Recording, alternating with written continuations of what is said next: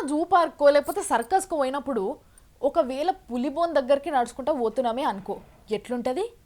భయం అయితే కదా. ఇక ఒకవేళ అది గట్టిగా గాండ్రిచ్చింది అనుకో, అప్పుడు గుండెలు జారిపోతాయి కదా.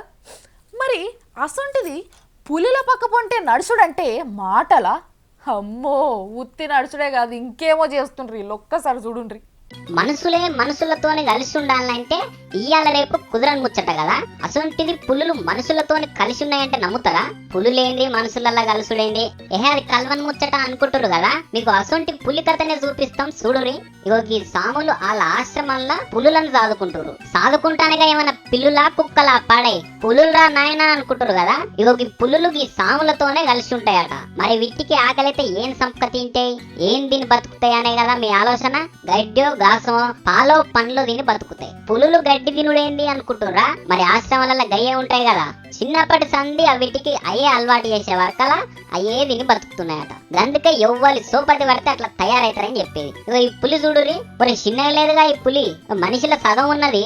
ఎట్లా నడుస్తున్నది పక్క పంటే కుక్క పిల్ల అనుకున్నారా ఏంది? ఇట్లా పక్క పంటి నడిపించుకుంటా అడుగులో అడుగు వేసుకుంటా తోలుకపోతున్నారు. ఇంకిదే ఉంది గిజ్జుడిని. ఆ పులి పిల్లకు ఎట్లా పాలు తాపిస్తున్నాడో. మరి అది పులి పిల్ల అనుకున్నాడా పిల్లి పిల్ల అనుకున్నాడా?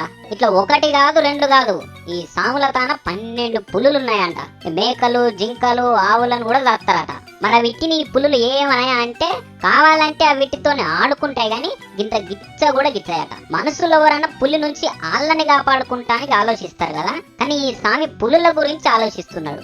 మనకెందుకు ఈ పులులతోని వీటితోనేమన్నా అయితే లేనిపోని పంచాది ఎవడు పెట్టుకోవాలని ఊకుంటలేడు. అడవిలో ఇసి పెడితే ఎవరికన్నా కనిపిస్తే చంపేస్తారని ఈయననే రాపుతుండట. మంచిగుంది కదా ఈ పులుల సాముల దోస్తా అని. అందుకే ఎస్సొంటోలో సోపతి పడితే అట్లనే తయారవుతారని మళ్ళొక పారి యాద్ చేస్తున్నాం మా తీన్మార్ వార్తలలో.